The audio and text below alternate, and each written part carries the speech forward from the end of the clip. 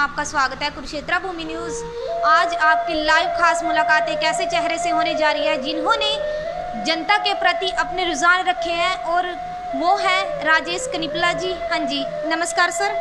जी नमस्कार। सबसे पहले तो आपको नेक्स्ट सीएम की बहुत बहुत बधाई हो। आप लोगों का साथ रहा तो हम नेक्स्ट सीएम ज़रूर बनेंगे।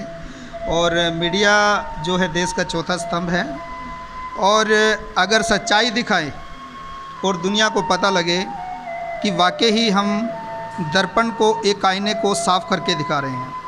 मुझे खुशी है आप लोग आज मुझे लाइव आने का मौका दे रहे हैं, और मैं हरियाणा की जनता से जुड़ने का आज मुझे मौका मिला है, और अपनी बातचीत रखने का मुझे आज जो समय आप लोगों ने दिया है, मैं आप लोगों का आभारी हूँ।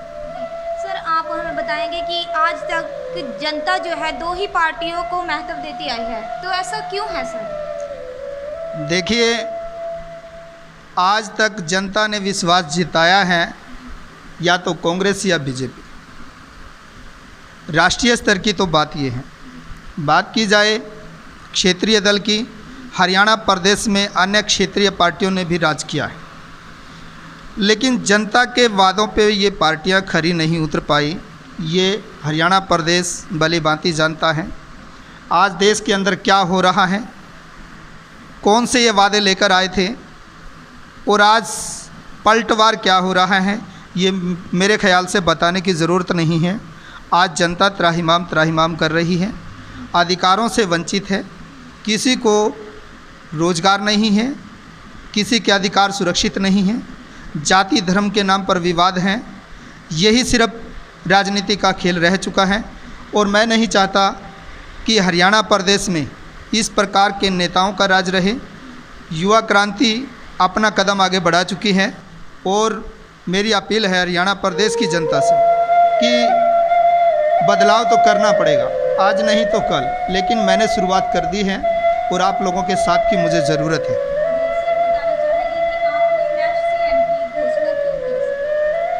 देखिए, मैंने नेक्स्ट सीएम की घोषणा इसलिए की है, सीएम तो देखो बनाना जनता ने है, लेकिन मैंने पहल कर दी है। पहल इसलिए की है, अब और कब तक इन पार्टियों के गुलाम रहेंगे, कब तक शोषण का शिकार रहेंगे। एक वोट से हमारे अधिकार सुरक्षित होते हैं, और उस वोट को लेने के बाद ये लोग हमारे को यूज़ करके डस्टबिन के डिब्बे में डाल देते हैं। अभी आपने ताज़ी ही घटना देखी होगी कि किसानों ने बड़े ज़ोर शोर से इन पार्टियों का साथ दिया, और उसके बाद ये पार्टियां आज क्या हैं, लाठीचार्ज हुआ। जो किसान पूरे देश का पालन पोषण करता है, सबके लिए अन्न उगाता है, अन्नदाता है किसान, और उसको उसके बदले में क्या मिला? लाठी, अत्याचार, और उनको सरेआम एक खून की होली खेलने पर मजबूर करते हैं ये लोग। तो आप अंदाज़ा लगा लीजिए। तो ऐसे अत्याचार हमारे प्रदेश में ना हो, किसी को सड़कों पे अपने अधिकार मांगने के लिए उतरना ना पड़े, इसलिए हम बदलाव लेकर आना चाहते हैं हरियाणा प्रदेश में, और हम हरियाणा की तस्वीर को बदल देना चाहते हैं। सर, ये सेंट्रल गवर्नमेंट की तरफ से जो योजनाएं गरीब परिवारों के लिए आती हैं और वो उन तक नहीं पहुंच पाती, तो ऐसा क्यों है सर? देखिए, कागजी कार्रवाई में योजनाएं दब कर रह गई। योजनाएं नाम की शुरू की जाती हैं, लेकिन सरकार नीचे से लेकर ऊपर तक करप्ट है। किसी भी प्रकार से उन योजनाओं का लाभ गरीब परिवारों को नहीं मिल पाता जो उनको मिलना चाहिए। मकान की ग्रांट की बात ले लीजिए, न जाने कितनी जनता फुटपाथ पर सोती है। जो जिनके पास अपना घर तक नहीं है, उनके लिए क्या है? आसमान की चादर है और धरती का बिस्तर है। शर्म आनी चाहिए हमारे देश के प्रधानमंत्री को, शर्म आनी चाहिए हमारे राजनेताओं को कि आज भी एक गरीब रोटी, कपड़ा और मकान के लिए तरस रहा है, और किसान उन योजनाओं से वंचित है जो उनको मिलने चाहिए थी, उनसे वंचित है।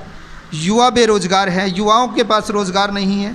कौन सी योजनाएं लेकर ये भारत देश के अंदर राज कर रहे हैं? साथियों, आपकी वोट कीमती है, आपकी वोट से राज बदलता है, आपकी वोट से लोग राजगद्दी पर बैठते हैं। इनको बदलना होगा, और आपको अपनी वोट सही, ईमानदार और अच्छे व्यक्ति को देनी होगी। मैंने पहल की है और आपसे मैं भी वोट की अपील करता हूँ।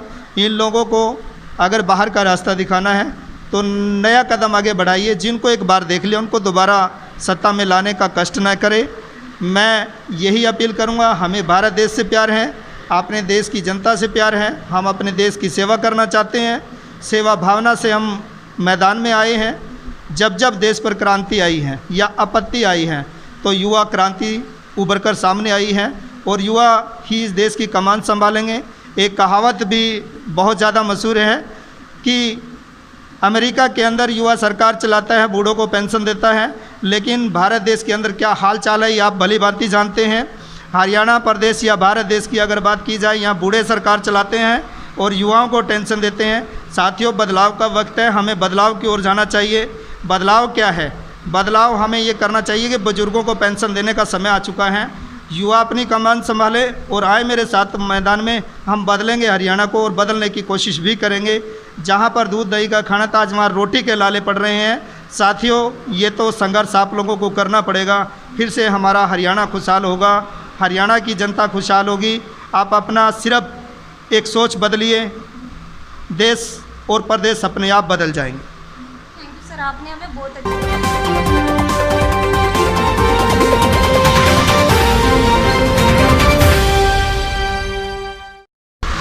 हरियाणा प्रदेश के भावी मुख्यमंत्री जी, तो आप अपने देश की जो जनता है उसको क्या संदेश देना चाहते हैं? देखिए, मैं हरियाणा प्रदेश की जनता से एक ही अपील करूंगा। साथियों, वोट आपके जीवन का एक भविष्य है, आपका विकास है, आपके अधिकारों की रक्षा है। ये गलत हाथों में नहीं जानी चाहिए। साथियों, जिन लोगों को हमने एक बार राजगद्दी दे दी और उनको उस राजगद्दी के बाद हमने देख भी लिया, उनको दोबारा मौका ना दें। हमें अगर अपने हरियाणा प्रदेश को बचाना है, अगर अपने अधिकार सुरक्षित रखने हैं, तो इन लोगों को सत्ता से बाहर का रास्ता दिखाएं। ये लुभावने लालच देकर आप लोगों के बीच में आते हैं। कभी आरक्षण के नाम पे लड़ाई करवाते हैं, कभी आरक्षण तोड़ने के नाम पर लड़ाई करवाते हैं, कभी किसानों के अधिकार खत्म करने पर लड़ाई करवाते हैं, कभी जाति धर्म के नाम पर लड़ाई करवाते हैं। साथियों, हम भारतीय हैं और भारतीय रहेंगे। जब देश पर आपत्ति आती है, हिंदू, मुस्लिम, सिख, ईसाई आपस में भाईचारा बनाकर अपने देश को बचाने के लिए लड़ाई लड़ते हैं। सीमा पर जब जवान पहरा देता है तो हम चैन की नींद सोते हैं। खेत में जब किसान काम करता है तो पूरा देश पेट भर रोटी खाता है, किसान अन्नदाता है। ऐसे ही राजनेता को भी एक सैनिक की तरह, एक किसान की तरह, एक मजदूर की तरह मेहनत करके अपने प्रदेश का विकास करना चाहिए। और मैं चाहता हूं कि आप लोग मेरे साथ कंधे से कंधा मिलाकर चलें और अपनी कीमती वोट हमारी पार्टी को दें। हमारी पार्टी आप लोगों के अधिकारों की सुरक्षा करेगी, अपने सैनिकों की सुरक्षा करेगी और अपने प्रदेश की जनता के अधिकारों की रक्षा करेगी, महिलाओं को सुरक्षा प्रदान करवाएगी। हम वो विकास की लहर लेकर आएंगे। जैसे पहले हमारा हरियाणा फलता फूलता था, दूध दही का खाना था, विकास की कोई कमी नहीं थी, रोज़गार की कोई कमी नहीं थी।